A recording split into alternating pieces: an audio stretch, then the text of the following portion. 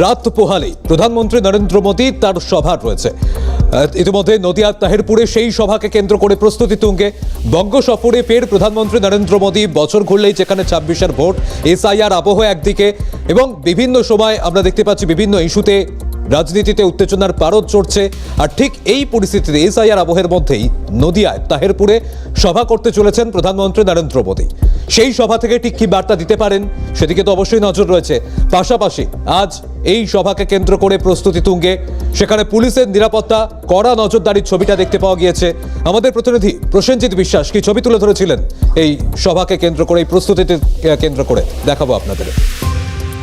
তাহিরপুরে সকাল থেকেই কিন্তু নিরাপত্তা বলয়ে মুড়ে ফেলা হয়েছে এবং সকাল থেকে যেটা দেখা যাচ্ছে যে পুলিশ যেমন মোতায়েন রয়েছে এবং এই রাস্তা দিয়েই কিন্তু প্রধানমন্ত্রী নরেন্দ্র মোদী আসবেন। অর্থাৎ একটু আগেই যে আমরা দেখছিলাম যে চপার সেখানে ট্রায়াল রান করে গেল, সেই চপার থেকে আগামীকাল ঠিক 10টার দিকে তিনি নামবেন। অর্থাৎ সূত্র যেটা জানা যাচ্ছে যে তিনি 11টায় নামবেন এবং 11টার পর তিনি সরকারি সভা করবেন। তারপরে কিন্তু 12টা থেকে সভা রয়েছে জনসভা এবং এই জনসভায় কি মানুষের জন্য কি বার্তা দেন বা রাজ্যবাসীর জন্য কি বার্তা দেন সেদিকে যেমন নজর থাকবে। তাহিরপুর এলাকা জুড়ে এবং এই প্রধানমন্ত্রীর যে রাস্তা, সেই রাস্তা কিন্তু কার্যত ব্যারিকেড দিয়ে ঘিরে দেওয়া হয়েছে এবং সেই জায়গায় নজরদারি রাখা হয়েছে। অর্থাৎ আগামী দিন কি বার্তা দেন এই রাজ্যবাসীর জন্য সেদিকেই মুখিয়ে রয়েছেন এলাকার মানুষ। নদিয়া থেকে প্রসেনজিৎ বিশ্বাস, ক্যালকাটা নিউজ।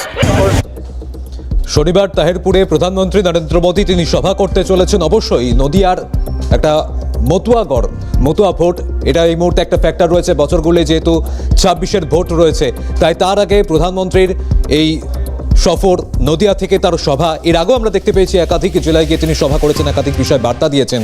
আগামীকালে তিনি তার সভা থেকে ঠিক কি বার্তা দিতে পারেন সে বিষয়ে একটু জানার চেষ্টা করবো। আমাদের সঙ্গে সরাসরি প্রতিনিধি প্রসেনজিৎ বিশ্বাস রয়েছেন। প্রসেনজিৎ, এই মুহূর্তে কিছুক্ষণ আগে তুমি যে ছবি দেখিয়েছিলে যে সেখানে প্রস্তুতি তুঙ্গে রয়েছে সভাকে কেন্দ্র করে, কিন্তু এই মুহূর্তে এই সভা থেকে ঠিক কি বার্তা দিতে পারেন আগামীকাল প্রধানমন্ত্রী নরেন্দ্র মোদী? কি বার্তা চাইছেন তাহিরপুরের মানুষ?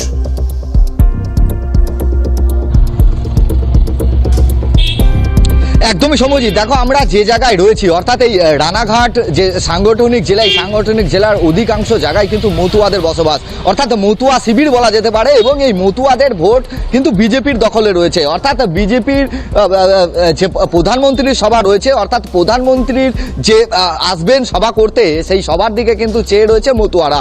অর্থাৎ এই এসআইআর আবহে মতুয়াদের নিয়ে কি বার্তা দিতে চান?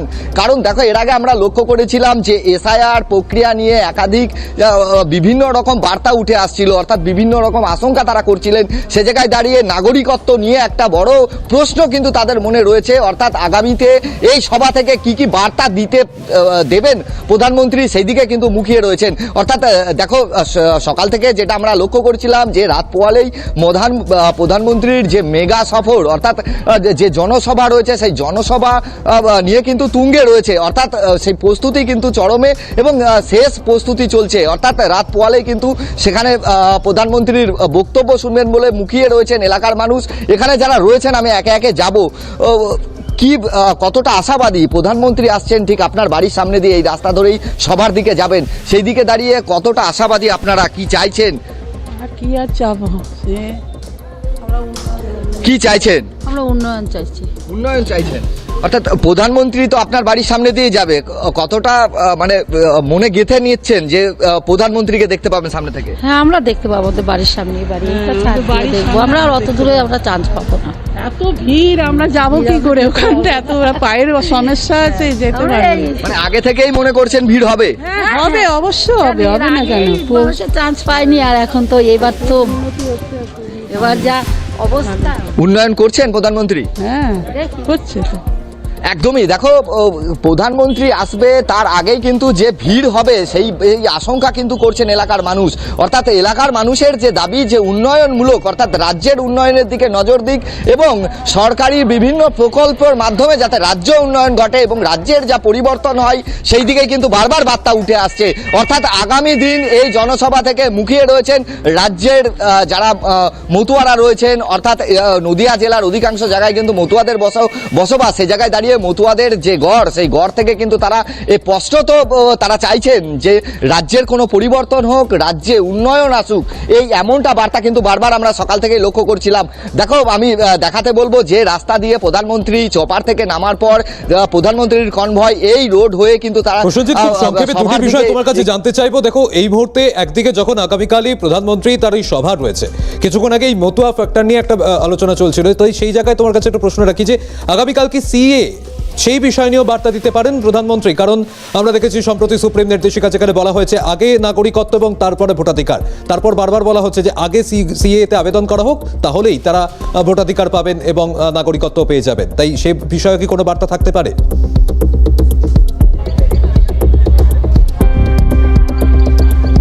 একদমই তাই। দেখো, এই এই এই যে নাগরিকত্ব এবং তারপরে ভোটাধিকার, এটাও সুপ্রিম কোর্টের থেকে যেমন নির্দেশ এসেছিল, তার আগেই কিন্তু কার্যত আমরা লক্ষ্য করছিলাম 2019 সাল থেকেই কিন্তু সিএ ক্যাম্প গোটা নদিয়া জেলা জুড়ে কিন্তু শুরু হয়ে গেছিল। সে জায়গায় দাঁড়িয়ে এই যে মতুয়া গড়, তারা কিন্তু অবশ্যই চাইছেন যে কিভাবে তাদের এই সমস্যার সমাধান ঘটবেন, কারণ একাধিক মানুষ সিএতে আবেদন করেছেন, কেউ সার্টিফিকেট পেয়েছেন, এখনো পর্যন্ত অনেকে পাননি, এবং এখনো পর্যন্ত সিএতে আবেদন করতে বাকিও রয়েছে, এমনটাও কিন্তু সূত্র মারফত জানা যাচ্ছে। সে জায়গায় দাঁড়িয়ে এই প্রধানমন্ত্রীর যে জনসভা রয়েছে, সেই বোঝা যাচ্ছে জনসভা কিন্তু- পরবর্তীতে ঠিক কি বার্তা থাকে প্রধানমন্ত্রী আগামীকালের সভা থেকে, তো অবশ্যই আমাদের নজর থাকবে। প্রসেনজিৎ, তুমিও নজর রাখো। তবে আপাতত ধন্যবাদ তোমাকে।